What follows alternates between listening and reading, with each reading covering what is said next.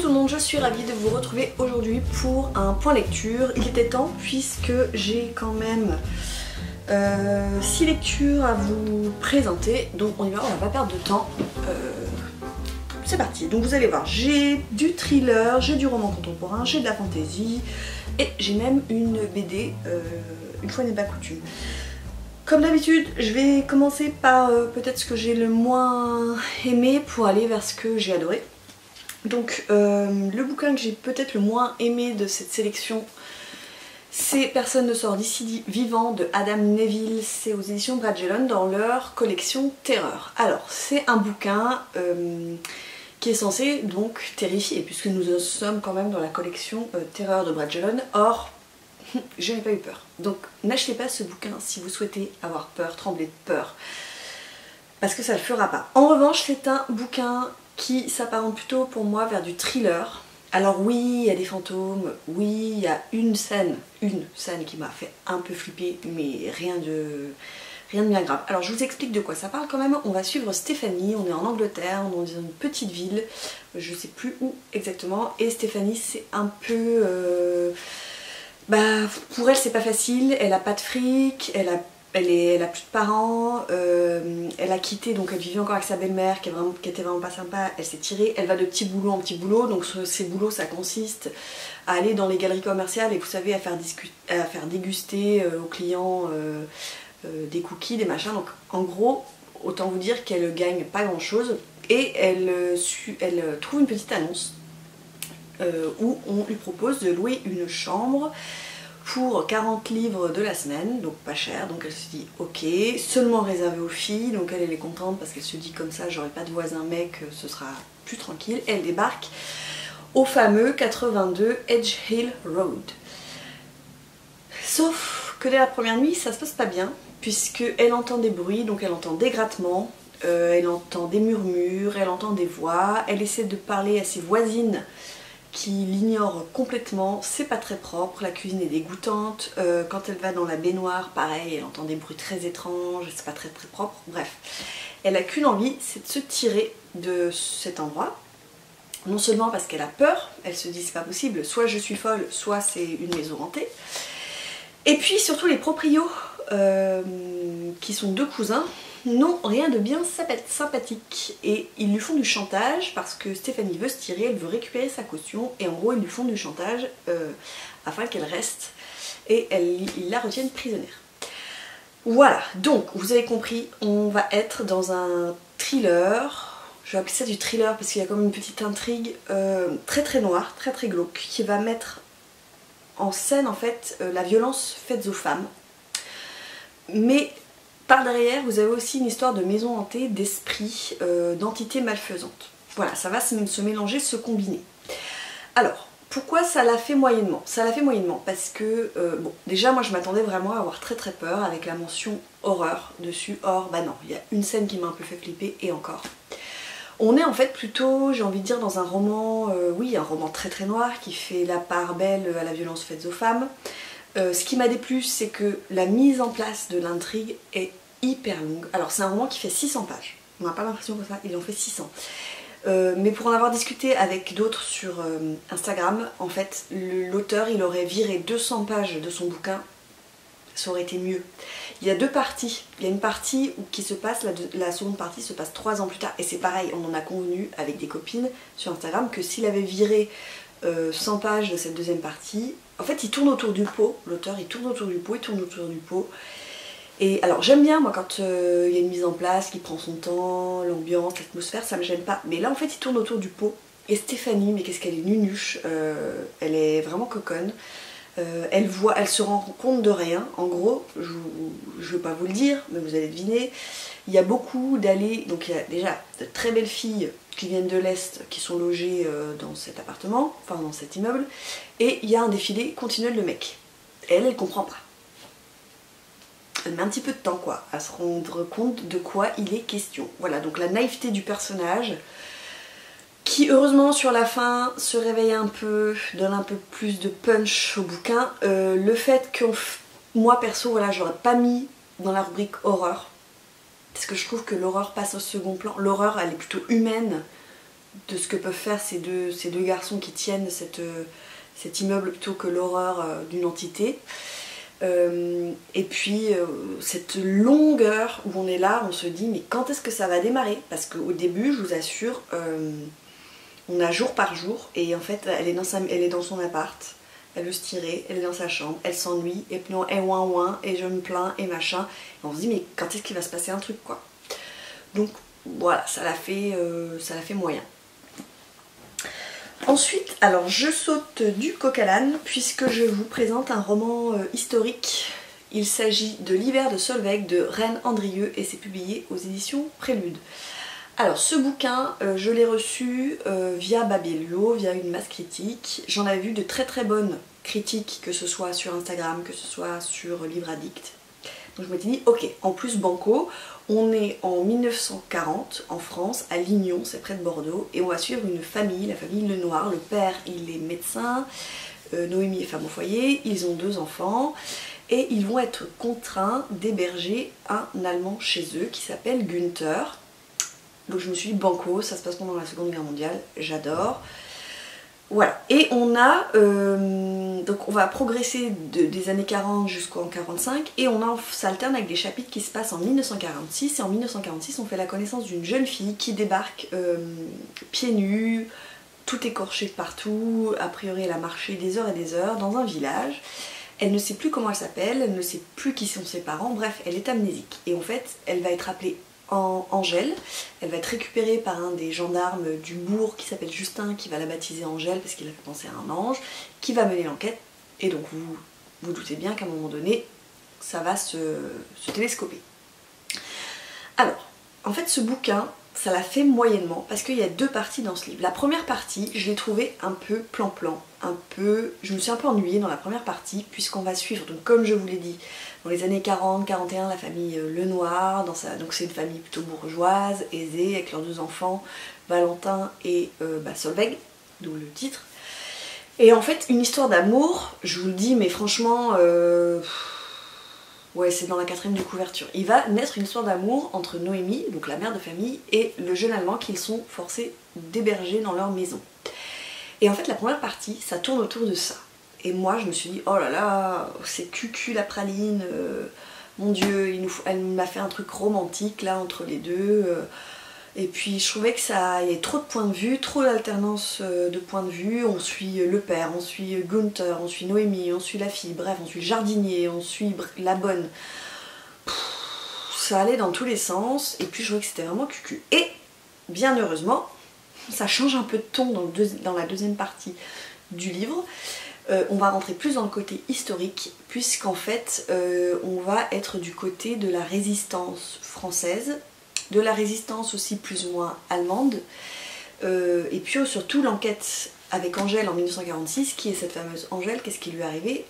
L'enquête va véritablement avancer. Heureusement qu'il y a eu la seconde partie pour sauver la première, parce que sinon ça aurait été vraiment une grosse déception.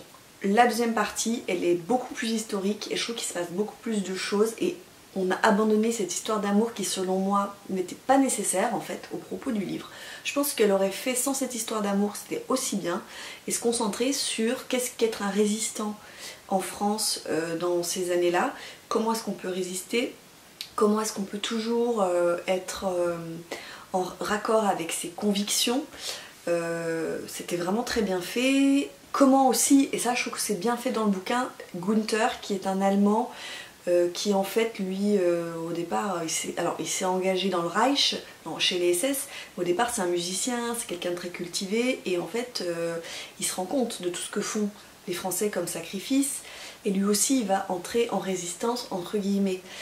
Il est à moitié juif également, donc il y a cette épée de Damoclès qui lui pèse sur les épaules. Donc j'ai trouvé ça intéressant, les personnages sont plutôt nuancés, même si, oui, sont plutôt nuancés, en tout cas prennent une nuance au cours du roman.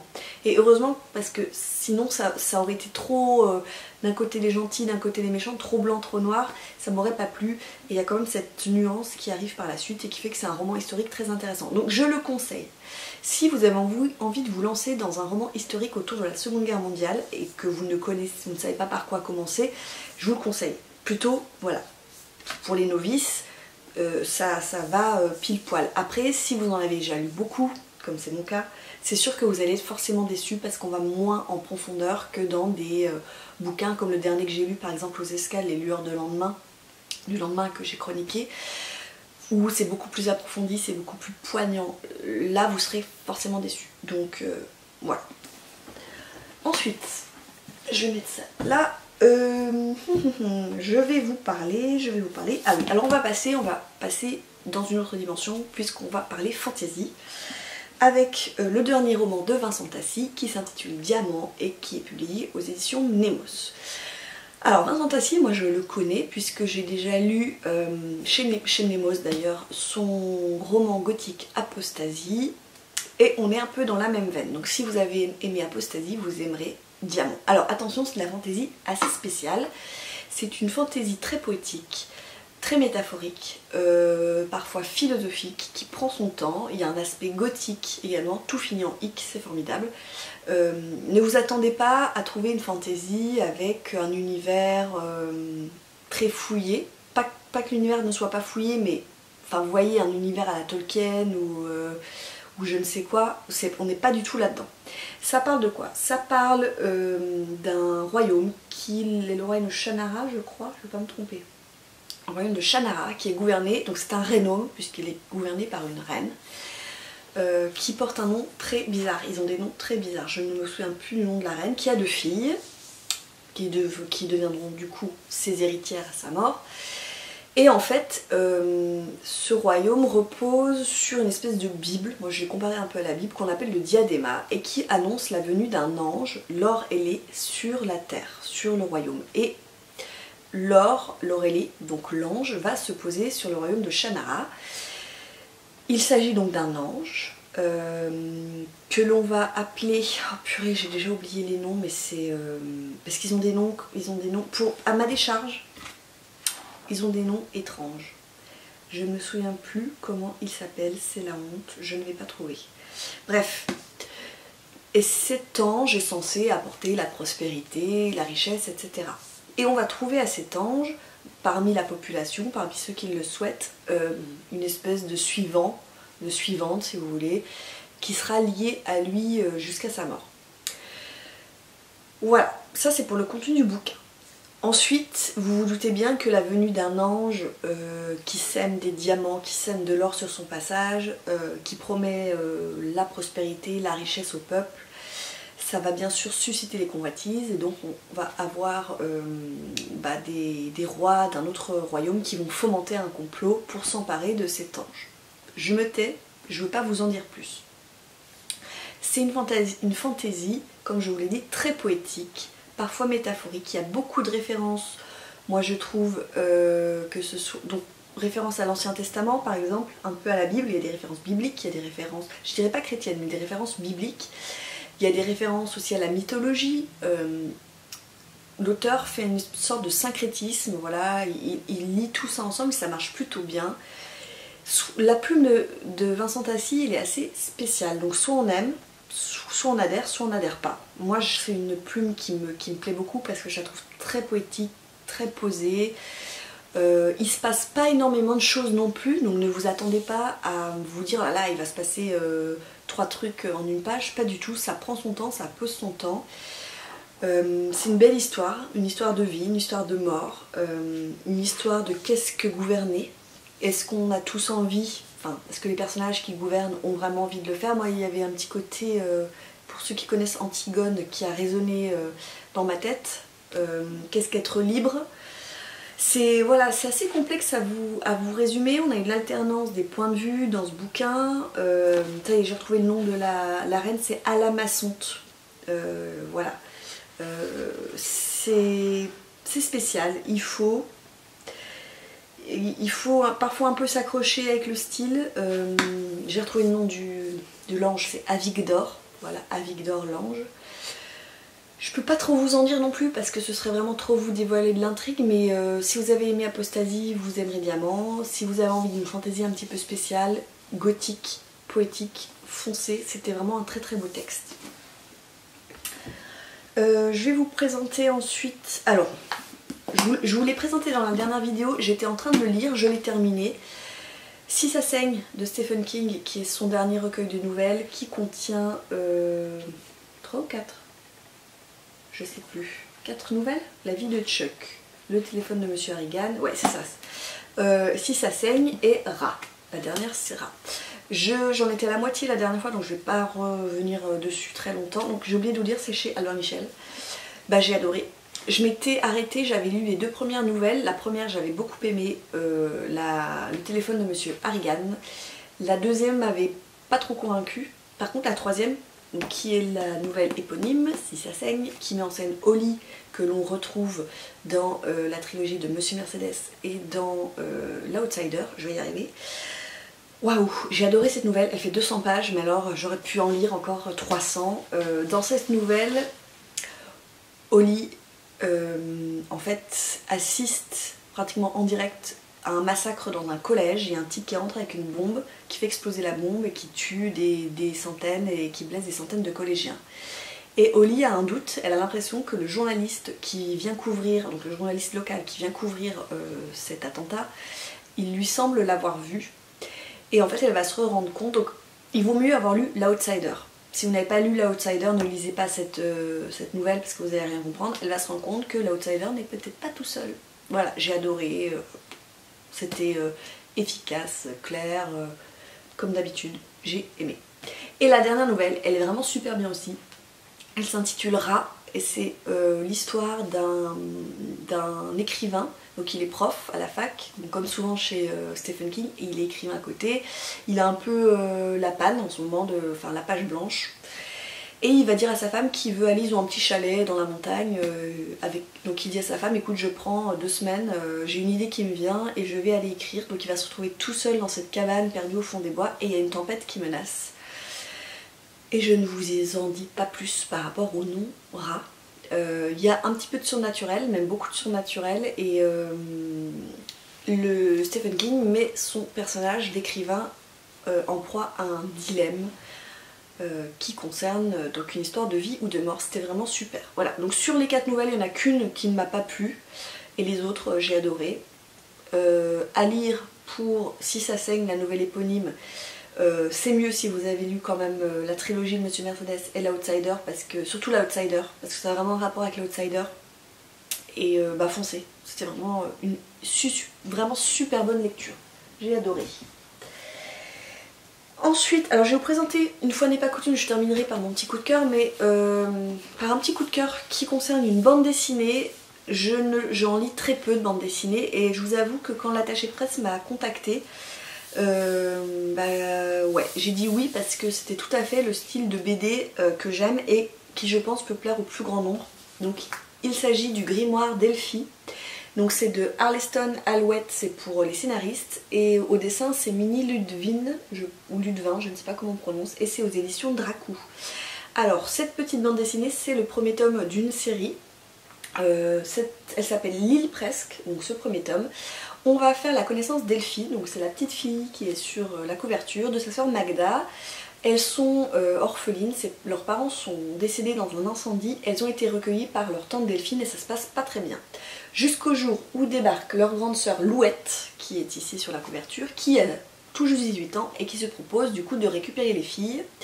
Et Louette, elle a une particularité, elle a retapé un vieux bus anglais, donc vous savez les vieux bus, les bus à impérial que l'on trouve en Angleterre.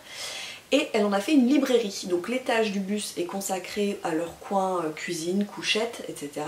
Et là où normalement il y a les passagers, c'est une librairie. Elle propose de récupérer ses sœurs, donc bien sûr les 3 filles se retrouvent, reforment une fratrie. Elles vont parcourir la France et elles vont se poser, leur premier point de chute c'est dans une île bretonne, et où là, c'est là qu'elles vont poser leur librairie. Et bon, je ne vous en dis pas plus. Il va se passer une petite intrigue qui est très sympathique, mais surtout la petite Elfie, vous vous en doutez à la sonorité de son prénom, elle a hérité de sa mère qui s'appelait Mélusine, là aussi je pense que vous vous doutez en s'appelant Mélusine des dons de sa mère. Elle a récupéré, donc elle a eu en héritage un grimoire aux pages blanches, et quand Elfie écrit dans ce grimoire, En gros, les choses prennent vie. Par exemple, si elle décide, elle passe son temps à faire des origamis. Et par exemple, elle a un origami en grenouille qui le lendemain se transforme en véritable grenouille qui va lui parler. Voilà, c'était super mignon. J'ai adoré le coup de la petite librairie ambulante. J'ai trouvé ça trop chou. Les dessins, franchement, les dessins, j'ai beaucoup aimé. Je vais essayer de vous montrer à quoi ça ressemble. Est-ce que vous verrez là? Hop. Voilà, ce genre de dessin très doux, pastel. C'était vraiment une très très belle histoire qui peut plaire, je pense, aux enfants à partir de 8, 9, 10 ans. Aux parents aussi, aux plus grands. Hein, enfin, quand je dis aux parents, aux adultes. Et c'était vraiment mignon. Et il y a vraiment un scénario, il y a vraiment de la poésie dans ce bouquin. Ça parle aussi de la différence, ça parle de la sororité. Ça parle du fait d'être solidaire dans la famille. C'était vraiment très très très très chouette. Jolie petite histoire.